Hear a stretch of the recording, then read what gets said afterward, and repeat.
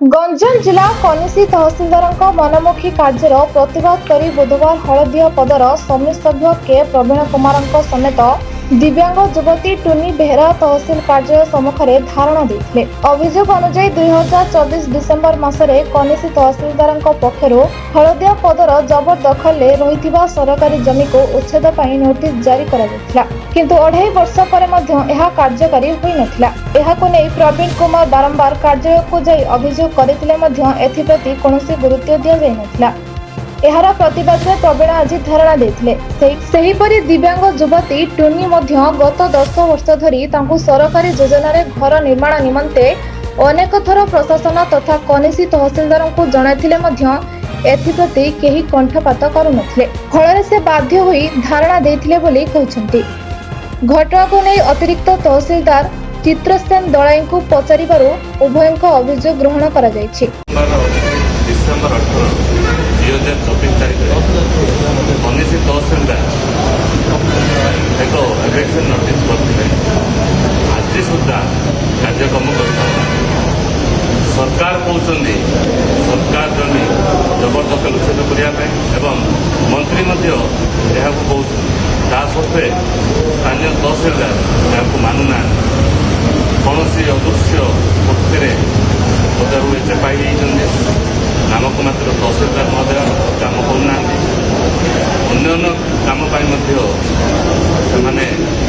किसी व्यवस्था करना पंचायत बहुत गुड़े सरकारी जगह अच्छे निर्धारण कर रखुना पीपीए शेड्यूल को एक जगह को टेकीदेले किंतु असहाय परिवार को जगह खंडे दे पारे यह बहुत दुखर विषय। सब अनैतिक कार्य लिप्त रोचे स्थानीय तहसीलदार अन्य काम को रखुना खाली आसुच्च जाऊँच।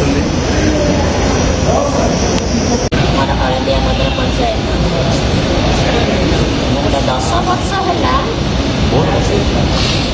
10 वर्ष गोटे जगह खंडे बुलूँ आम किए साहय करना मैंने कलेक्टर पाखु धरिकी पंचायत से कौन तहसिल वीडियो पाखु जहाँ जो जगह बुले शेष